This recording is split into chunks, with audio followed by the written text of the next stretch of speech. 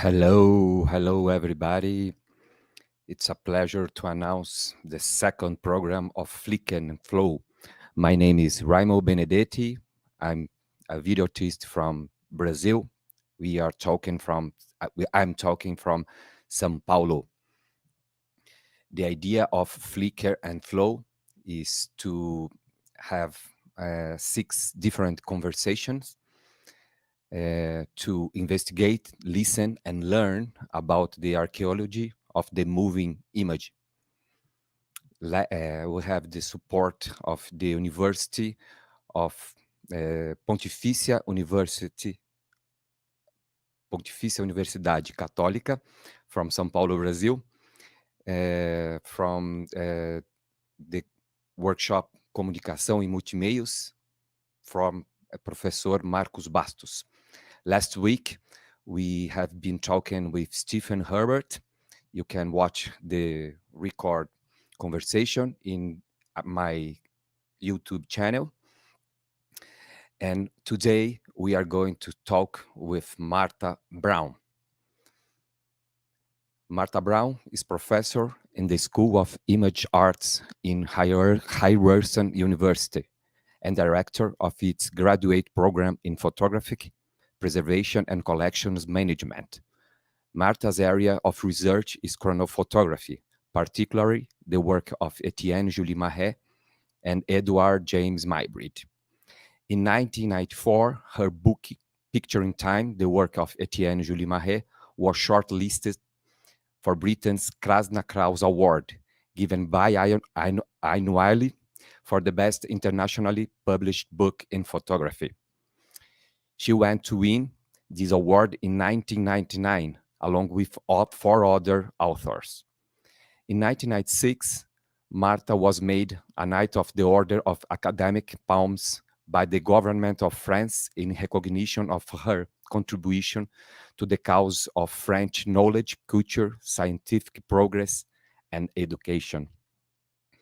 Marta is a fellow at the Internationales Kolleg für Kulturtechnikforschung and Medienphilosophie in Weimar, Germany. So, people, let's welcome Marta Braun. Hello, Marta Braun. Can you hear me? Yes. Hello, Raimo. How are you? Thank you very, very much to come to Flick and Flow and give this interview. I'm very happy to be here. I have to correct you on one little thing. Please. That I was at the IKKM in 2008. It's not there anymore, and I'm not there anymore either. So, okay. it was a 1-year fellowship, but absolutely everything else I'm happy to hear again. Anyway. Okay. Thank you very much. So, Marta, you wrote 2 very important books, one from Etienne Jules Marey and the other from Eadweard James Muybridge. And both of them are biographies. But they are not the sense of biography that you used to know. They are not focused on private or particular issues, but they are more than that. Do you think that there is a difference between a biography, and how could we say what's the name of this kind of biography that focus on the professional career of the character? That's an interesting question, because they are not, as you say, biographies in the traditional sense of the word, meaning the private life of either individual. What they are is the biography of their work, because in both cases, if I think about it for a second, Marey, certainly his work was not known outside of a very small group of physiologists in France. His photographs were not on the market when I started to work on him.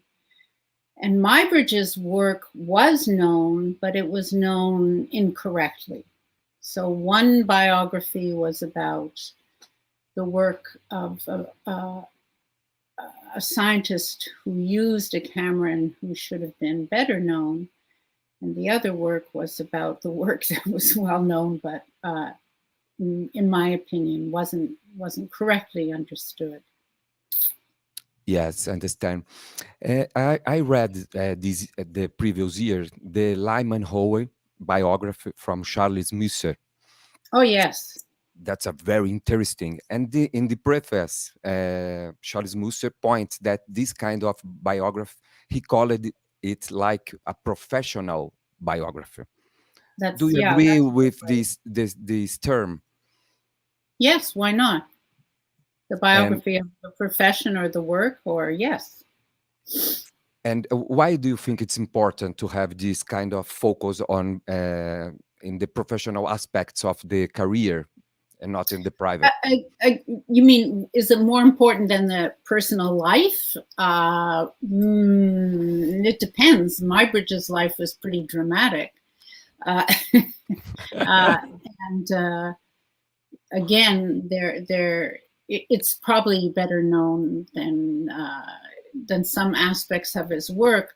Marey was a very private person, so he had an illegitimate child. In one case, the family still, the descendants of that child are still around.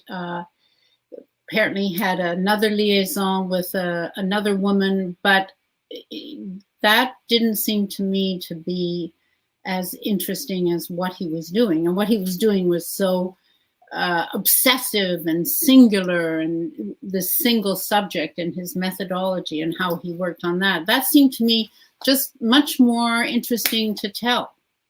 Yeah. That's not to say that I would, don't like gossip, which I think really is a very important aspect of any social life. But there weren't very many facts and what about his private life, and what there were, I did talk about them as much as I knew.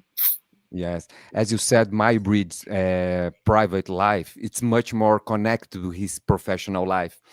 Yeah. It's almost impossible to talk about only because they are mixed, especially of his adventure feeling of his character. No, his character and his personality seem to be intimately connected with the work.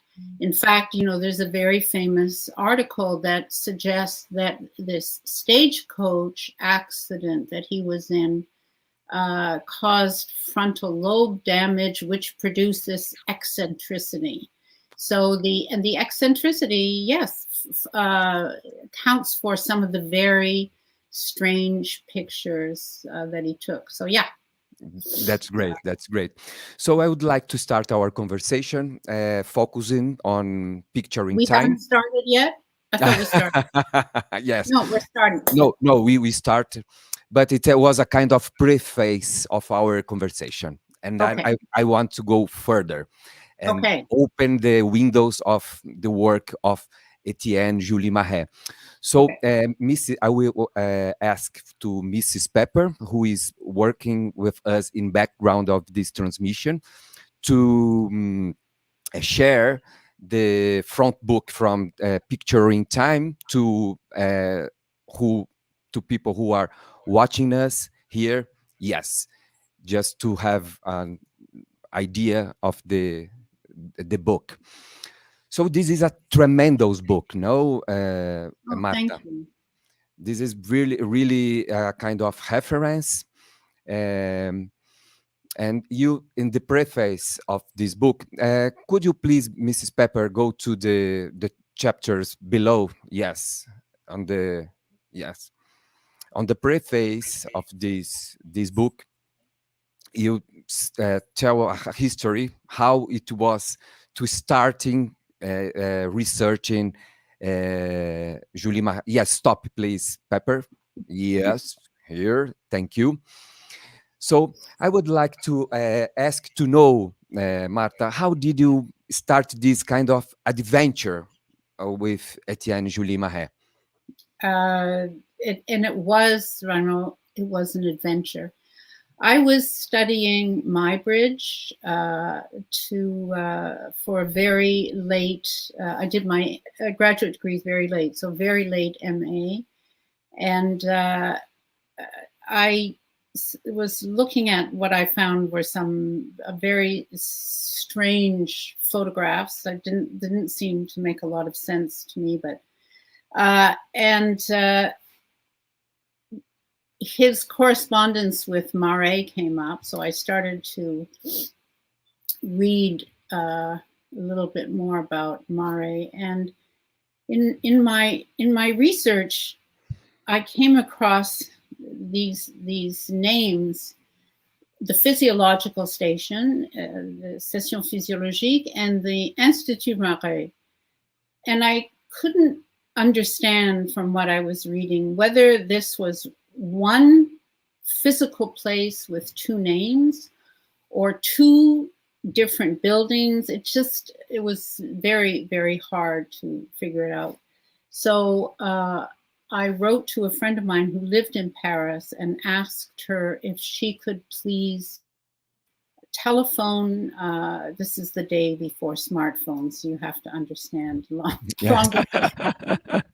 If she could please try and find out what the difference between these two names, what did these names actually belong to? And because she was doing something that day, she physically drove to outside Paris, Bois de Boulogne. In the Bois de Boulogne, where the Roland Garros tennis stadium was being built. So here is now a series of coincidences. Yeah. First of all, she actually went there. Second of all, the day that she went was the day that they were tearing down the Institut Marey. And when she found the Institut Marey, the workmen were there. Next coincidence. And they say to her, we found many things here, including some boxes that you may be interested in. I have to tell you that my friend, who is still my friend, and still lives in Paris, is very charming. So if there was anything going on there, she was definitely going to find out about it. So she wrote me back and she gave me the name of who would be in charge of these boxes. And these boxes happened to contain all of Marey's negatives. They had been hidden in this building since 1900, I guess. So it was absolutely one of those things that just fall in your lap. And I then got some funding to go to Paris, and by that time the boxes had been moved into the Collège de France, and I was given permission to work on them. The good part of the story is the good part. The other part, the previous part's not good until now. No, all the parts are good, but the reason the building was torn down was to expand the tennis, the Roland Garros tennis stadium, so that Marey's ashes were buried in an arch that was next to the Institut Marey, and they too went to Paris, so that I spent the next 4 years working with his negatives, but his ashes were there too, very, very nearby. So he was there too. That's great. That's really great. How old were you at that occasion, Marta? 20s, 30s, 40s? No, hold on. No, 40s, no, please. I was in my mid-30s. Mid-30s. Okay, yeah, that's really, really great. And how long did you spend with this inedited 10 years? Yeah. Well, because you know, we knew there was some Marey photographs in the world. In the histories of photography, there was the one that you just showed, the walking man or the running man. But I was, these negatives, this material, and all his manuscripts and all his bills for the running of the Institut Marey, or the Station Physiologique, was there.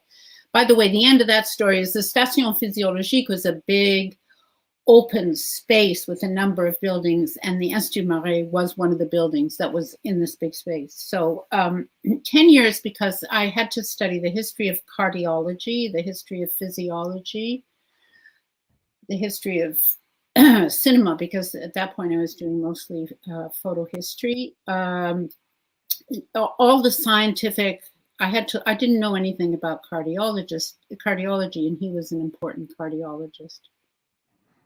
Yes. So, so before writing the book, you first make a kind of catalog from all the material you had in this box. Is that correct? Yes, I made the archives were the negatives at that time were in the archives of the Collège de France. Can you scroll, please, Pepper? And I made the catalog with Christine Delangle, who at that time was the archivist there. And that catalog still, I think, is still holds true. And then I found some other strange and interesting things happened. I found more of his films at the Cinémathèque Française. They were brought up from the basement, and I could identify those, and they became part of the catalog too. And did it make a difference for you to first of all made the catalog, watching and seeing very accurately the whole material, and then after some years start writing the book? Do you think it make difference for the quality of the final book? Okay, well, first of all, before making the catalog, I printed the negatives. Oh. Yeah, I was given, I was helped to learn how to print in a bathroom with a single light bulb.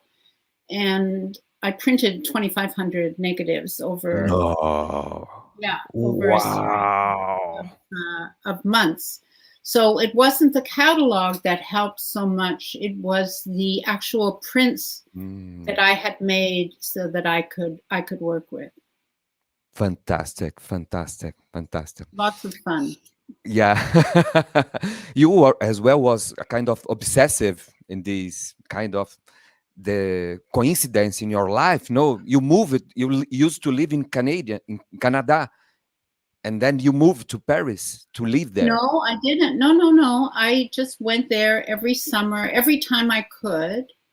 Okay. But I also had to find the funding. I had to ask for grants, and no, I couldn't live there because I had a job. I was teaching.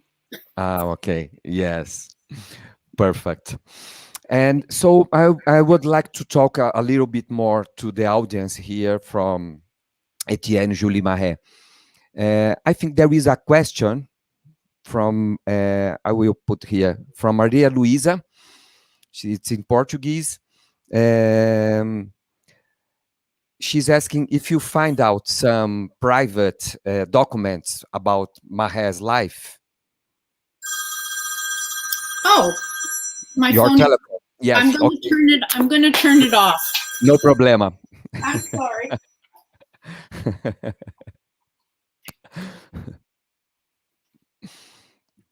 Did I find private documents in his life? No. Everything that was found in the Collège de France was. Let me back up. Everything that was found in the Institut Marey, I'm confusing things. Marey was a state-sponsored scientist, and this vast outdoor area and the buildings in the Bois de Boulogne, it's called the Station Physiologique, or the physiological station, was funded by the French government. So everything that was there had to do with his profession. The personal things I found from meeting people and understanding what his private life was, and then finally meeting his family being the descendants of this daughter, his illegitimate daughter. Yes. He had a daughter by a woman who was actually married to somebody else. Okay. So it's a very good question, because no, there was nothing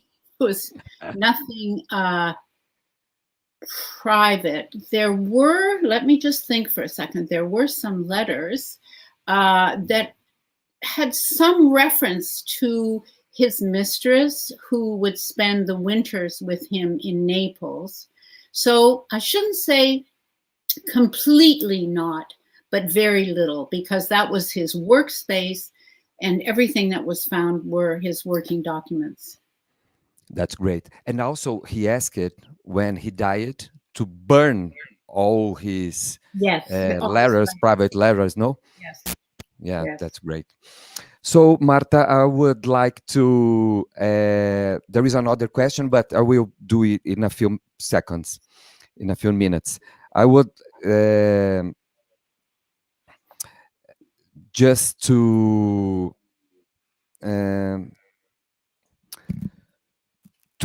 show some photos from Marey, and then those are good photos, because you can see that first one you just showed.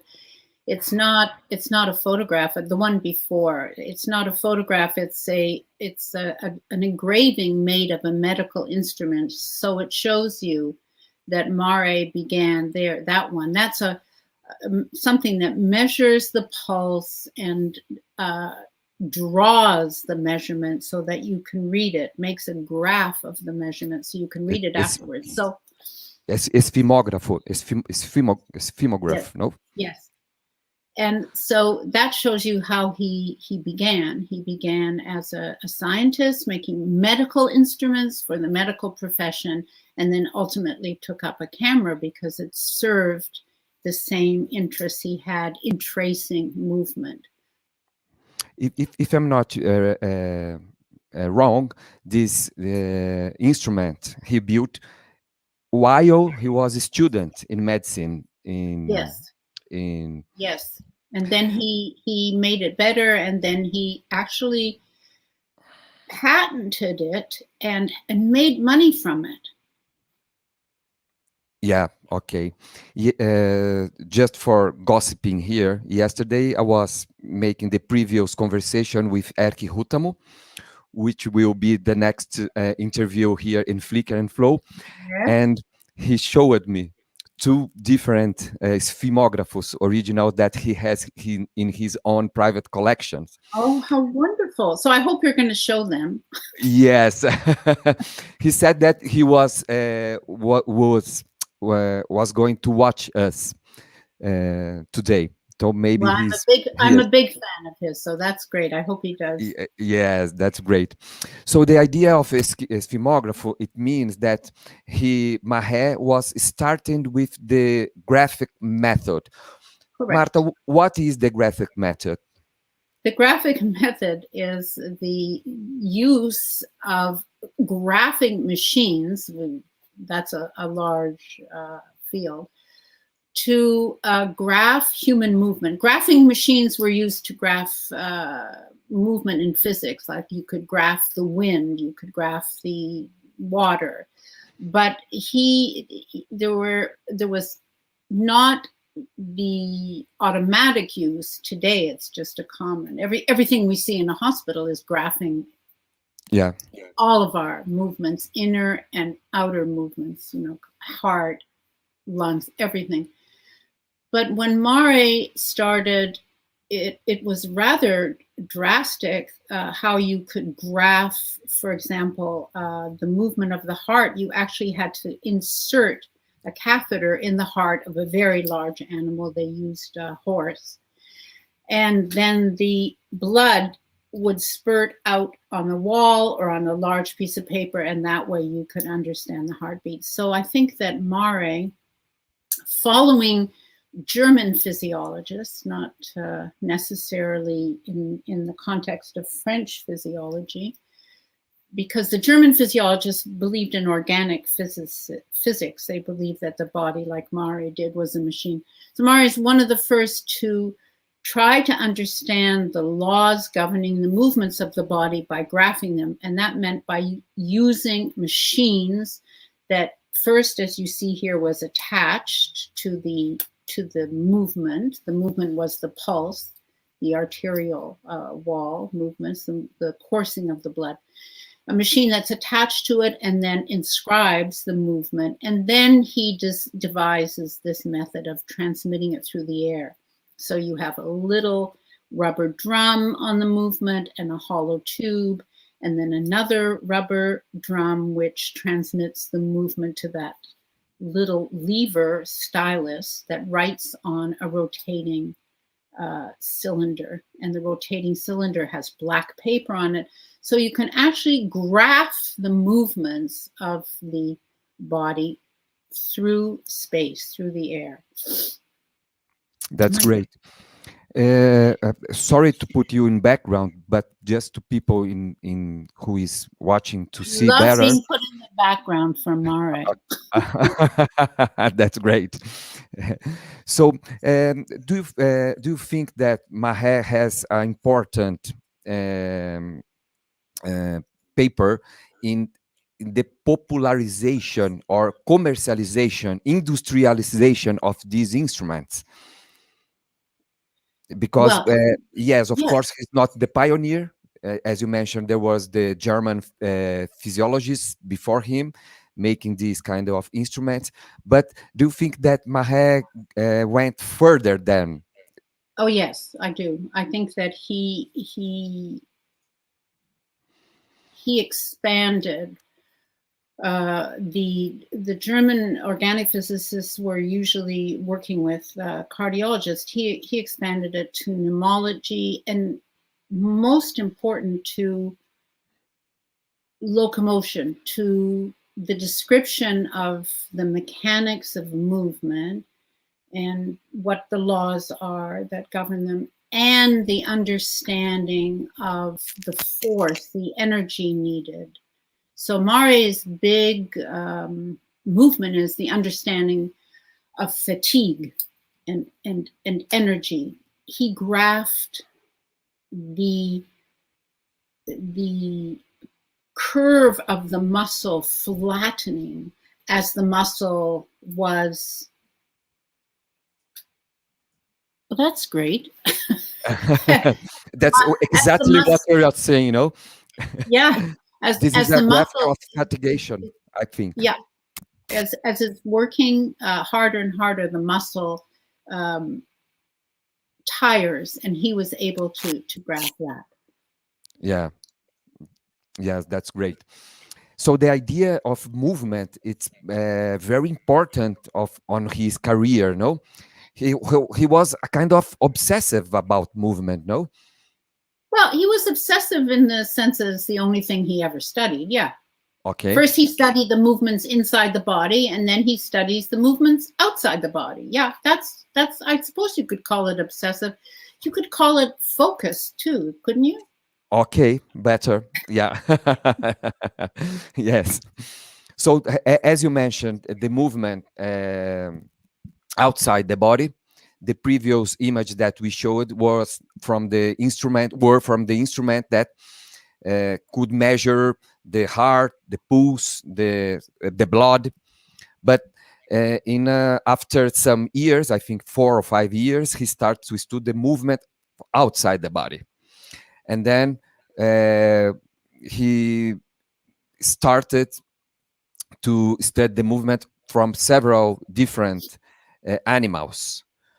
But the birds are quite complicated, no? Like the image we have here. What's the difference of studying the movements of birds? It's harder to follow. But let's go back a second, because inside he's studying the muscles and how muscles tire. Yeah. The more they work, they get fatigued, and he actually can graph that. So that's what leads him to look outside, to look at the movement of the arms and the legs and how that muscle movement occurs and that tiredness and that fatigue occurs.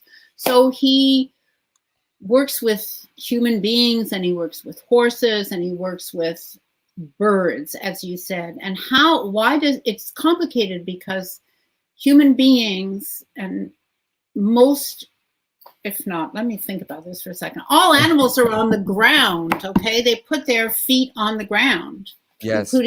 including ourselves. And birds, like fish, okay, are in a different atmosphere. Birds are in the air. So the question is, how do you hook them up to this little tambour, hollow-lined little tambour attached to the stylus? How do you hook them up? So he really had to be quite a genius in his mechanics. And I think he was a genius with tinkering and putting things together and taking them apart and organizing them. And so if you look at this picture, you can see that it's got double harness, double tambour, because he wanted the birds to fly freely, and so that he could trace the movement of the wing, which he did. And this is very important. Here's another way where the graphic method went beyond anything anyone was doing, because this is important for aviation. Really contributed, his book on the flight of birds really contributed to how gliders work, and ultimately how it was through the power of engines rather than, making wings that flap. It was actually a different motivating force that was going to get the airplanes off the ground. So very important there. Yes, and also here in this image from the corner, yeah, that's a kind of artificial bird. Artificial bird, a kind of automata or something like that. Yes, because Marey's philosophy was that analysis has to be proved by what he called synthesis. So when he studied cardiology at the beginning of his career, he created this whole cardiovascular system, which functioned. Everything that he analyzed, the movement of human beings, of horses, he created what you call an automaton. It had to work, otherwise the analysis wasn't provable, wasn't good enough. Yeah, that's great.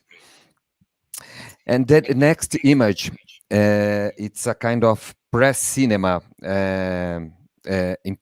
importance, since is his approximation with the horse movement, which will be the key connection with Muybridge in the other side of the world, in California, no? Yeah. And he could make several different instruments to measure the horse movement. And I would ask you why, in that occasion, people were so interested in horse movement. Because why are people interested in cars? Because it's transportation. It's how you go to war, how you move, how you go on vacation. It's the main method of transportation that isn't on your own 2 feet before the invention of the automobile or the airplane or any other engine. Yeah. The horse was the way you got around, and you needed to understand it. Also, race horsing, I think it's a more minor aspect of the problem, but it was major for Stanford, Muybridge's patron. You needed to know how horses moved in order to know how to improve upon their speed. Yeah. Maria Luisa is asking if horse would have a status interference in society. Oh my God, yes. Absolutely. I mean, the more and the better horses you had, it's exactly the same. I hate to make the analogy with cars, but of course, big fancy car, little big status. Yeah, big status, little car, and then no car. So no horses, because, you know, the horse also took horsemen, coachmen, stables. It was a tremendously, it was a very big status symbol, yes. That's So great. that's another reason it was important to understand how the horse moved. It was so key to society at that time. There is this particular image from this this graphic and notation here. Oh no, the mouse. Underneath the drawing of the horse, yeah. Yes. So these measurements were made in 1873, and especially this graphic proves that the 4 feet of the horse. Four hooves are off the ground at the same time. Yeah. Yes. Yeah.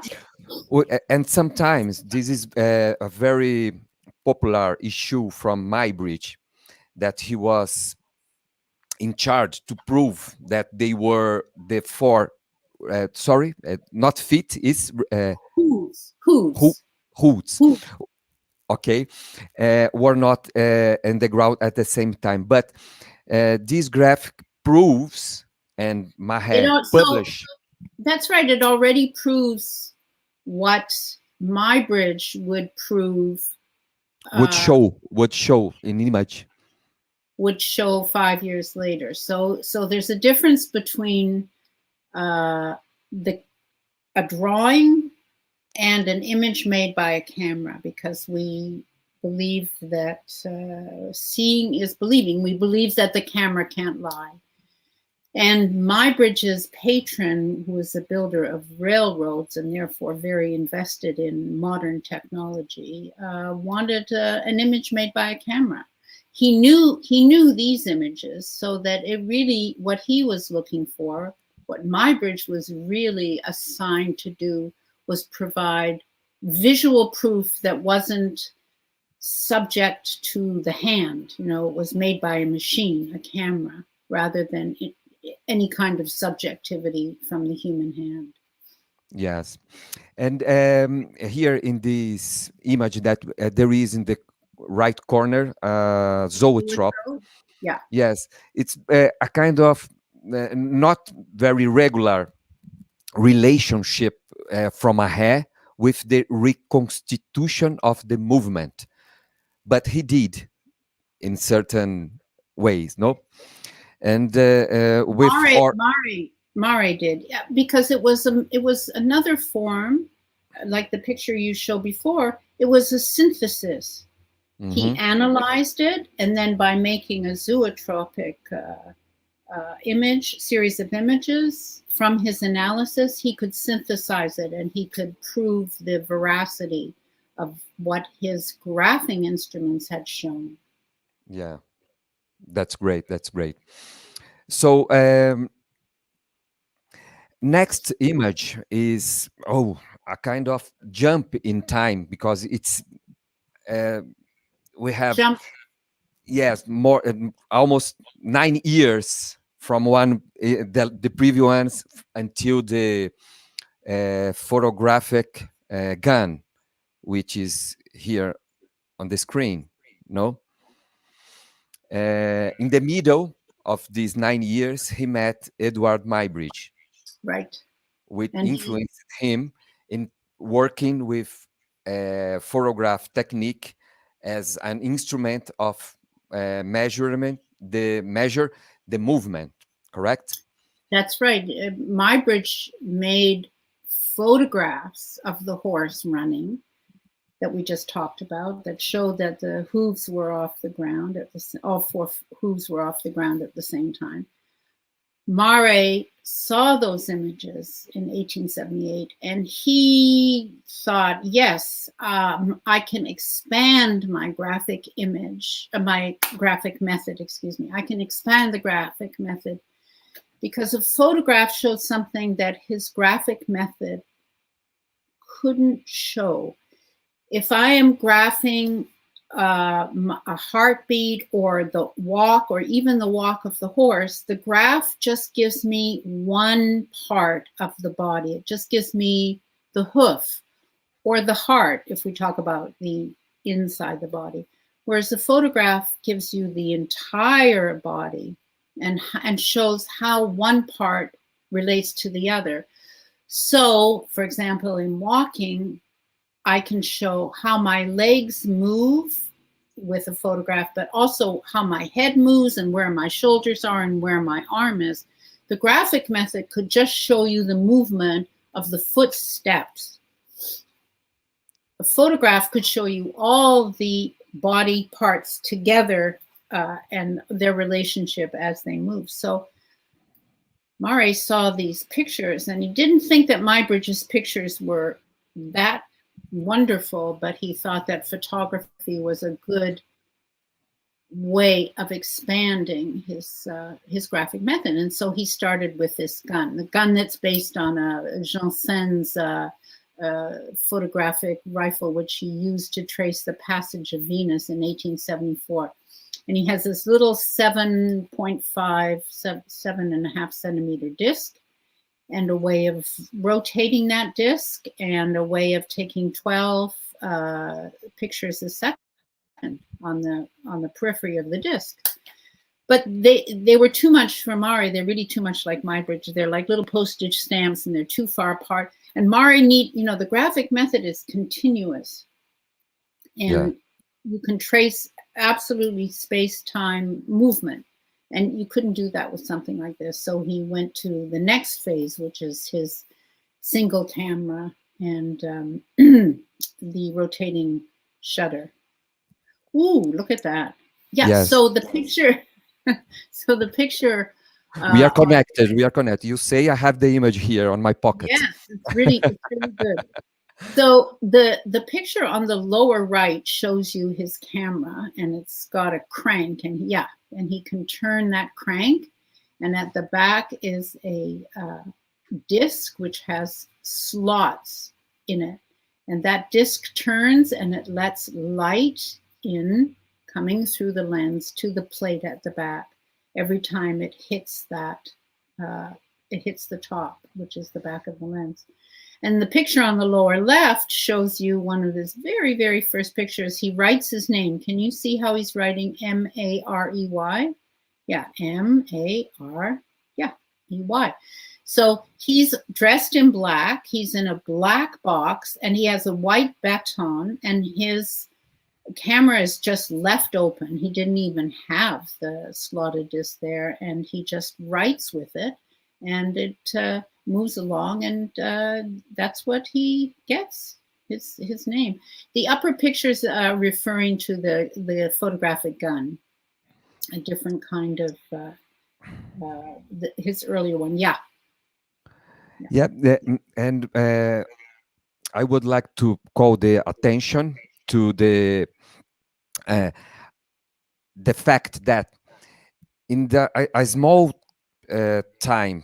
space of time in Naples, where in Posillipo, when he used to have a house there, summer house there, he constructed in 5 months, 6 months, the photographic gun, also the other this single shot gram, which we see in the left on the upside, and also the idea of his chronophotography of placa fixa, no? Yes. And also in a very short of time. That's a very high moment of his career there, no? These years, 81, 82, Station Physiologique 83, no? Yeah, he starts in the winter of 82. 81. Which is an interesting. In February, he writes to his mother. That's how we know he wrote a lot of very good letters to his mother. But if you think about it for a second, Muybridge published his photographs in December 1878. Okay. And Marey started to get to work on the project in 1882, a lot of time went by. Yes, but they met each other in They met in 88. September 81. Yes, and just But 1 month. Still a lot of time went by. Yeah. Yeah. Ah, okay. However, he started to work in the winter. He had the idea of, again, he's a scientist. He has the idea of the graphic method. He knows what the goal is. So he had a very good mechanic working for him, a Swedish man who was, I think, also a genius. And together they put together they devised these machines, the fixed plate camera, as you say, and the single shot gun. And by the time he was back in Paris, it was all done. Practically, he started to experiment. Yes, and then after when he comes back to Paris in Station Physiologique, there is a coincidence that he starts working with photography and has a plan supported by the French government, with money, land, and then more money in 1 year after, to construct the Station Physiologique. This is exactly this place when your friend, when you start our conversations, your friend went there. Where is Roland Garros nowadays? No, that's right. But we have to introduce another person here, because Marey certainly got the money from the city. He got the land, he got the city, but a large to fund him. But a large part of this was his assistant, Georges Demini, who was becoming known as one of the reformers of physical education in Europe. And he he was the assistant of Marey because he had not the scientific formation or the university formation or the state support, but he was Marey's assistant, and he had a lot to do with the planning of the space. Yes. Could you please, Mrs. Pepper, can you search Georges Demini and put on the screen for us? Because there is no image from Georges Demini here. And can you tell me what's the importance of the Station Physiologique in the history, not only in physiology, but also in cinema, also in aviation, also in photographic, etc. Please. That's a big order. Well, of course, because he constructed, as you can see, he had this vast field. He constructed this black hangar, which you can see on the upper right. He had a railroad track that led up to the black hangar and with a camera inside it. So he was able to construct these experiments, physiological experiments, but also to make very rapid stop action photographs on a fixed plate. And then in 1887, he simply put a roll of film. Yes, there's some of the wonderful photographs that were made of gymnasts, but he was ultimately able to put a roll of film in the place of the glass plate negative and make the pictures in sequence on the film rather than overlapping on the plate. And there's the wonderful little film feeding mechanism and the box that he put in substitution for the plate at the back of the camera. Yes, but there are some sensors on the right that he's filming, and also you saw. There's Georges Demini. Yes, Georges Demini. Yes. Can you make, please, Mrs. Pepper, a banner with his name with the good spelling? It's not correct, and put as a banner, not from the whole image. Please, Mrs. Pepper. So we make a jump here, Marta. Before, after, until he put his cinematographic method, we have many improvements between the photographic methods here until the cinematographic methods. So I would like to show you some images and then you comment, please. Okay, This is well, another. those are the earliest ones. Those are 1883. Yeah. And you can see that in some cases, the parts of the body are overlapping because the slotted disc, which is the shutter, can only, yeah, that's there. It can it can either get the muscular forms if the subject is moving rapidly, and if not, if the subject is moving slowly, then there's some overlap. So now that's an interesting mixture of images that you have there. You can see that he's photographing elephants and a gymnast on parallel bars. That's a very early picture. The picture on the left is a single. It's not part of a chronophotographic series. Yeah, that's. I'm sorry. I'm sorry. No. It's because it's interesting to know that he took those. Yeah. And the ones of the horses on the bottom right, those are a little bit later. That's 87. The horses in the middle are 85. So yes, there's all sorts of things he's doing, but essentially the next move he makes is he really wants to get the movement and not have all of this superimposition and confusion. So he, yes, two steps. The picture on the left, he covers half of the body of, that's Georges Demini, who we just saw, that's him. He covers half of Demini's body, so there's no confusion there at all because you only see half the body. And then on the right, you also see Demini dressed up in a black suit with buttons on the joints and lines that connect them. And that is the result of the photographs. Yeah, it's beautiful. So he gets this, really he gets the movement. It's movement without any kind of mover almost. Movement without the interference of the detail that the camera captures. Interesting because he's working against what we know about photography, right? Photography, the camera captures everything that can be seen, and Marey has to create something artificial to suppress that instinct. Well, I can't use the word instinct. To suppress that quality of the machine. He has to work against that. Yes, that's great. And that we have here a roughly approach from the key, chroma key, the idea of removing one part of the shadow, the black part of the image, and remove and stay only with the white parts.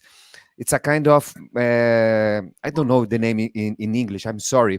But we say chroma key, recortar, cut the parts of the aspects of the lights. We have here with this demini clothes, the idea of removing the parts of the body, no? Yes. And the other one, I see you're saying removing the part of the light that interferes. Yeah, and there is no realistic aspect of the traditional photograph. And the image is a kind of a perfect graphic document, no? Yes, yes. That's great.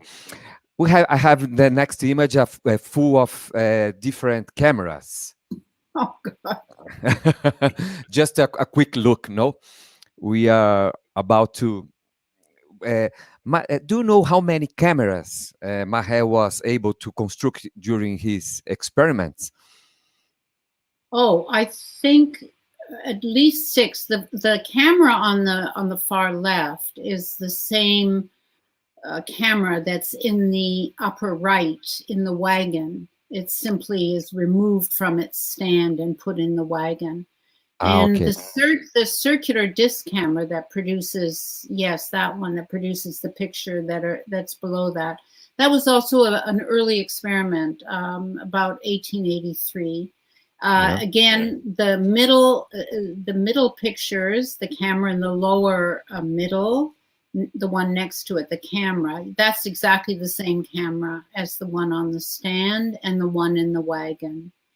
And the final one on the right with the weight, I'm not sure what that is.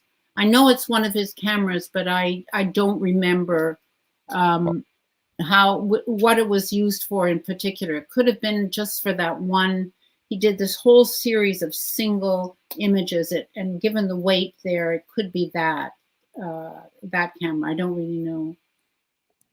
So after being studying and practicing with photographic technique, after I think 4 or 5 years, he was able to make an improvement of the placa fixa, fixed plate chronophotography. No, and then you mean the geometric chronophotography, or do you mean film?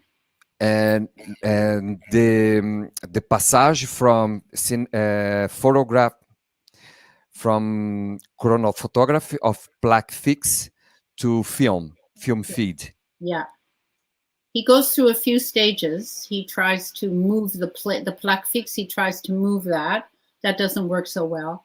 He tries a rotating mirror that allows the image to be in different, that doesn't work so well. And then all he really does is he finds the Kodak stripping film, and he invents daylight loading film, which is the picture on the left. And he simply creates a little box you see in the middle to make the film move, from one reel to another reel and stopping it long enough to make a picture. And that was it. You see the results on the right, one picture after another as the film moves. Yeah. And there's another example. Yeah. So the idea is that the technique of cinematography technique is almost done here. Yeah, almost done, except there's a little problem. You can see, in order to project film, he certainly made films. He couldn't project them because in order to project a film, you have a mechanism that allows the film to be made equidistantly so that you can project it. They have to be exact, every image. Exactly spaced, exactly equidistant, and his was not. The secret of that is probably sprocket holes, and he never used sprocket holes or tooth wheels to move them. So that was left to other people. I guess if you think about the beginnings of motion pictures, you need the film to move. You need it to stop long enough for a picture to be made. And that he certainly had. Stop long enough, move very rapidly, but not equidistantly. And of course, he didn't have feet and meters of film. He had only a meter. That's why. In this point, if the image is not correctly, alternatively project. If it's not in register, that you can't project it. Yes, the image will flicker and not flow. Understand? Yeah. That's the idea.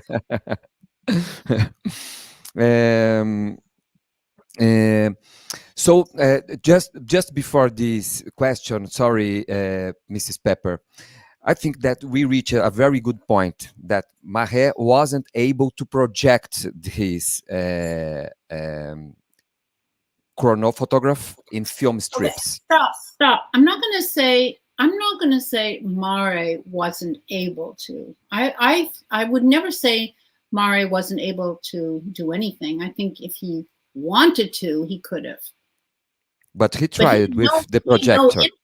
He had no interest. Yeah. In projection, he had no interest. Great. His whole life is spent making visible what you can't see with your eyes. He had no interest in reconstituting movement as you could see it. Remember synthesis, though. You know, he had to synthesize everything, and he did with three-dimensional zoetropes. With the movement, he had various devices to move the film so that he could reconstitute the motion, but he wasn't interested in any kind of... Yes. Like, why would he want to project? Yeah. What an idiotic idea. If I can see with my own eyes, why do I have... Demini, his assistant now, he understood that there was a lot to be gained through entertainment and maybe money and position by projection, by reconstituting the movement, by entertaining people. But no, I don't think we can say that Marey wasn't able. I think we have to say Marey wasn't interested. That's great. That's great. So the question is, I think in the 70s, if I'm not wrong, 1970s, Henri Langlois, the director of Cinémathèque Française, bring movement to these film strips. The question from me is, do you think it's incorrectly to give movement to Marey film strips, since Marey himself wasn't interested? Oh my gosh, you know, I wouldn't, I have to talk to my students. I'd have to confer really to see what they would say. It's a falsification to a certain extent. Also Muybridge, you know, everybody is animating Muybridge. Yeah, with gifts. Especially with gifts and everywhere. I wouldn't, that sounds like a moral judgment to me. I'm not making it, okay? Yes, that's okay. Thank you. That's good. So, thank you. This Marey class is so fantastic. I would like to to change our team to go to Muybridge, which is the author of your other book, which is called Just Eadweard Muybridge. If you could, Mrs. Pepper, put the banner with Eadweard Muybridge. And then we have here the idea of these two men together. This is the book, the other, which is a kind of, it's a pocket book with no many pages, but a lot of good information. The impression I had, it was a very important font of information when I write my own book. Good. How the interest in Muybridge appears in your career? Oh, because once I looked at Marey, then I knew that something was very funny about Muybridge, because it wasn't science. It wasn't science. Wasn't science. No, and I don't know what it was. I didn't know what it was, so I thought, oh, that's interesting. Okay. But that didn't take me 10 years. How long did you spend there? 1, 2, you know. You just had to go through every single image and look at them. So, how do you describe, since he was not, this wasn't science, in spite of his appearance, if you give a quick look on it, you say, oh, this is a scientific approach. But why did you say it's not science? Oh, because I think that to make scientific experiments, you have to they have to be repeatable, and there has to be a certain disinterest, a certain objectivity, a certain analysis that you can then prove by and I don't think any of those things are here. I mean, first of all, what's the object of study? Is it movement? There's so many pictures where you can't see the movement because the muscles and the parts of the body that are moving, not in this case, but the parts of the body that are moving are covered by clothing or they're just not moving at all. And if you look at this picture, you can see that it's very hard to actually follow the movement. His cameras are parallel, and they're successive, so the subject really never moves at all. Yeah. So if it's not scientific, what is it? I don't know. I don't have the answers. That's why it's so nice to study Muybridge, no? Yeah. Well, there he is. Yeah, so, he's wonderful to study. Wonderful to study, no? And he's a kind of flamboyant adventure man who leaves his country to go to the other side of the world in California. When he was 20 years old. That was only discovered by Stephen Herbert. He discovered that about, I don't know, 10 years ago. Yes. The age that Muybridge actually left. 20 years old. He just, took off got on a boat and went to New York. And then ultimately San Francisco. And then when... a landscape photographer.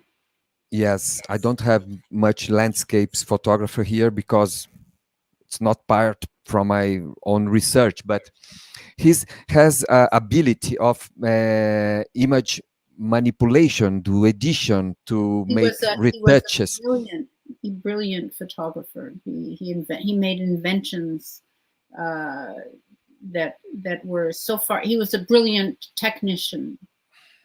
Photographic technician. He made photographs of the highest quality. And nobody knows how he learned photography either. From whom? There's a lot of work to be done on Muybridge. Okay. Oh, there is a question here. Thank you, Mrs. Pepper.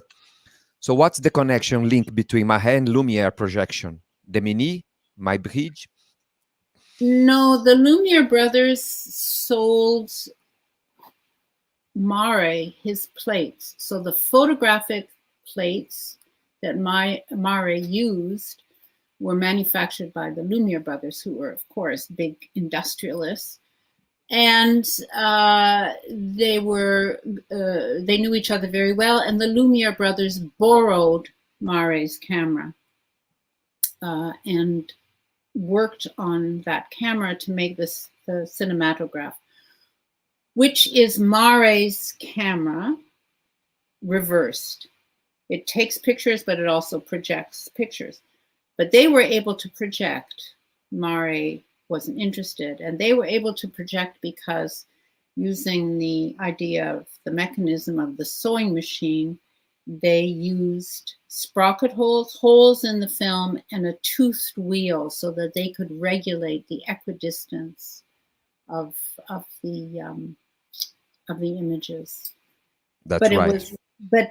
It was Marey's camera that was the basis. Also, Edison, when he came in '89 to Paris, he saw the idea of the reels, the take-up reel, the reel that held the film originally, and then he immediately telegraphed to New Jersey to say, stop working on the cylinder, like the phonograph, and start working on a reel-to-reel movement.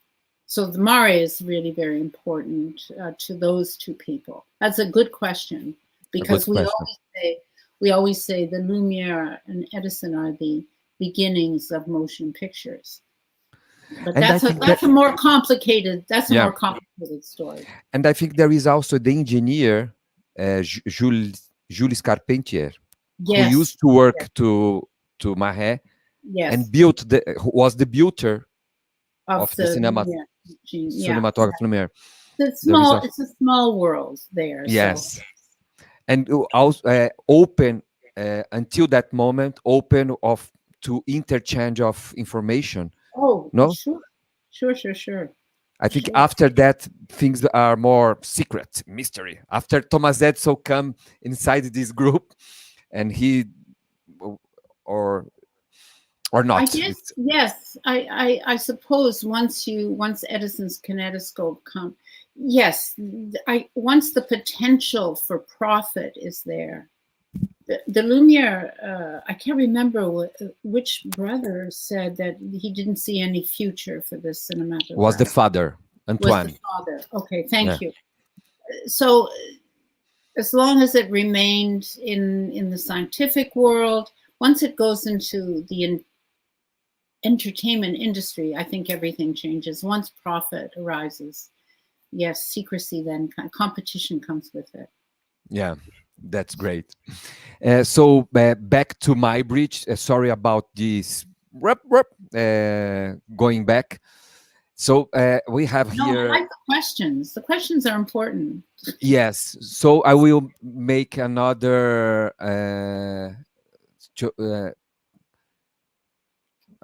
question, which appeared here. It's from Pedro Sardetti Dantas. He made a connection between Marey and Muybridge. And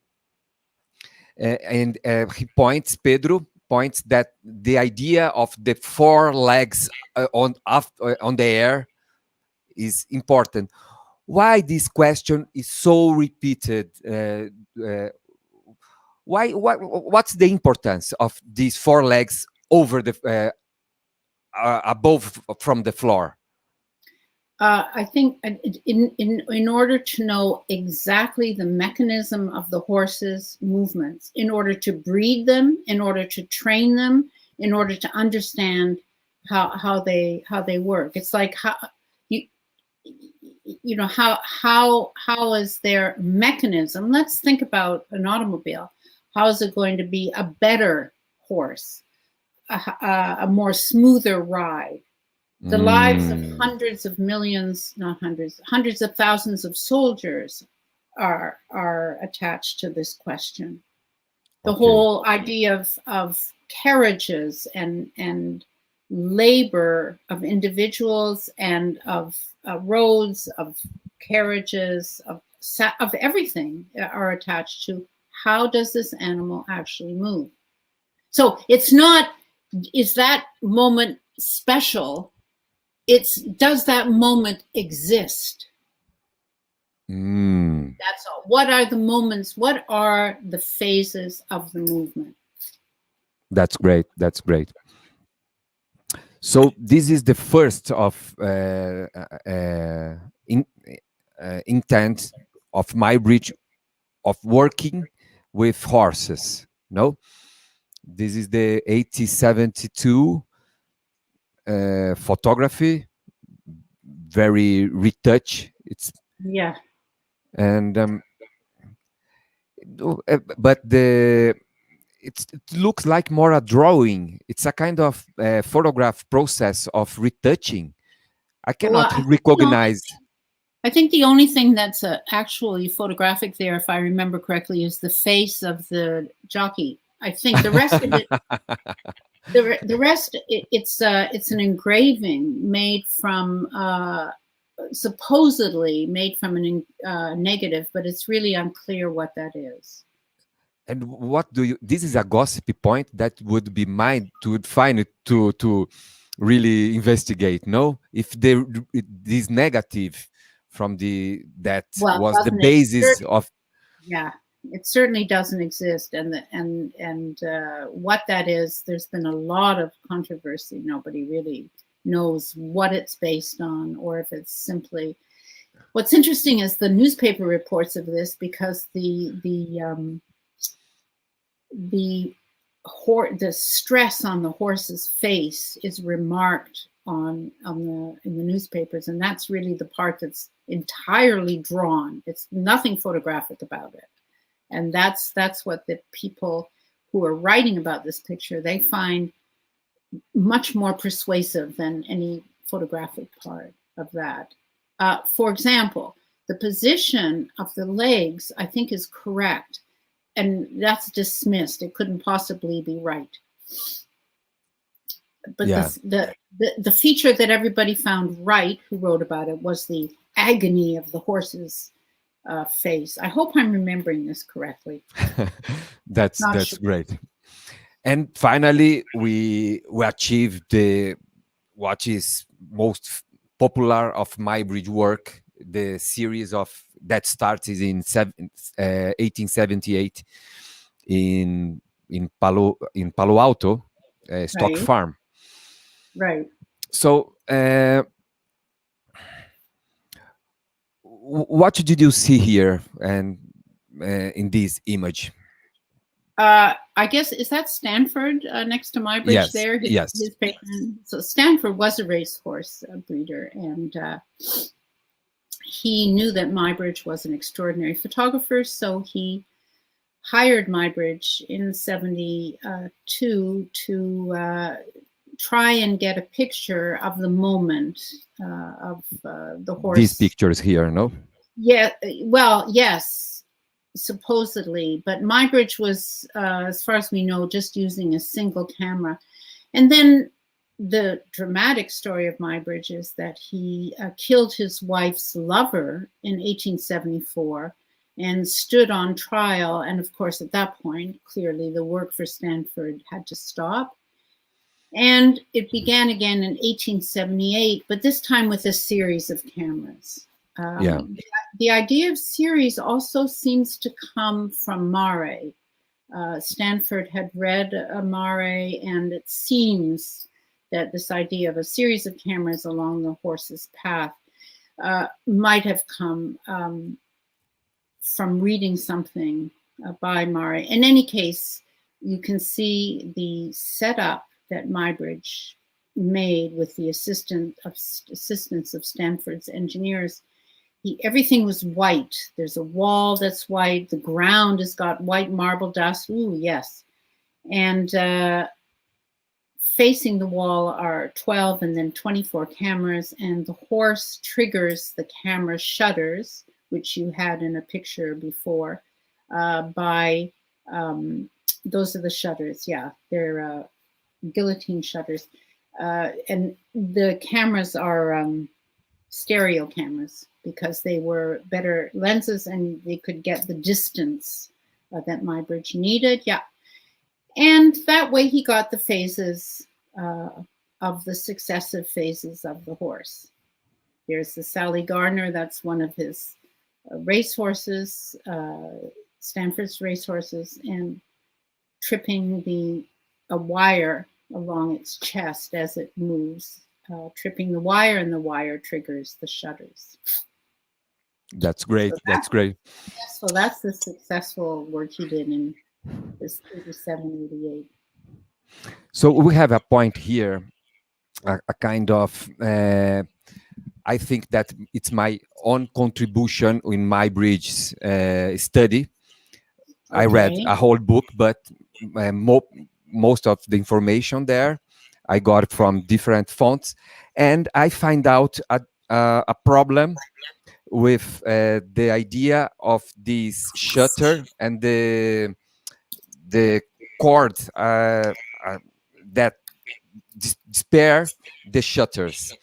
And in the occasion that I was writing the book, I made an interview with you about this problem in using the same visual language that we are using today. We make a Skype conversation, and I would like to show people here a piece, a fragment of this video, and then it's the end of our conversation.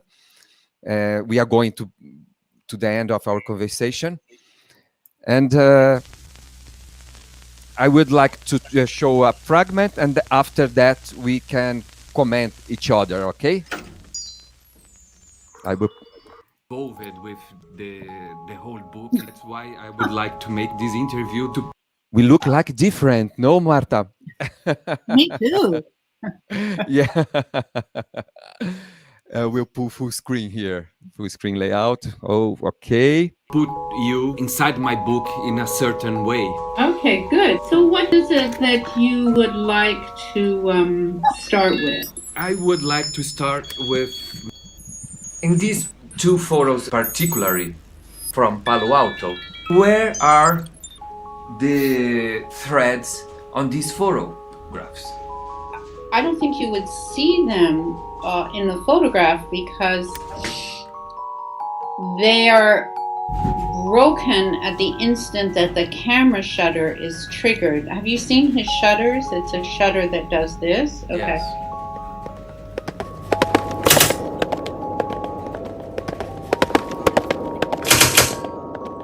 So I don't think that they would appear in the photograph. Do you?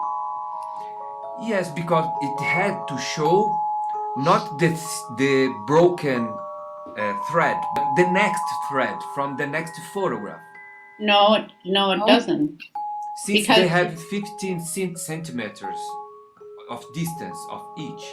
No? Yeah, but each image is one camera. So no camera can make an image of the subsequent or of the next camera. But if you look the first and the second photo from Palo Alto, they have the number 3 until 8. Okay? Mm-hmm. And the next photograph from the 4 until 9. So it means that the next thread might be maybe on the 8. So it had to be in the first photograph. I think I understand what you're saying. So if you look at the first photograph, you're looking at the poster now, aren't you? You're going to assume, Yeah. where was that thread? Around the number 6. Is that correct? Okay, let's say it was at number 6.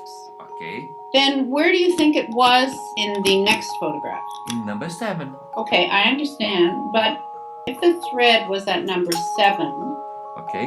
which I'm not sure about that, but okay. Or 8. It could be 7. The thread would be parallel to the camera, supposedly at the level of the horse's chest, not perpendicular. It's coming from that wall, from number 7, towards the camera, towards your eye. It would already make it difficult to see. Yeah. It would already make it almost impossible to see. Yeah. And secondly, he certainly could have taken it out. I don't have a problem with that at all. But yes, the numbers, I realize now the numbers 3, 3, 3, 3. Yeah. But I don't see why you would see the thread or the wire necessarily. So, but it's a good point. I hadn't thought of that.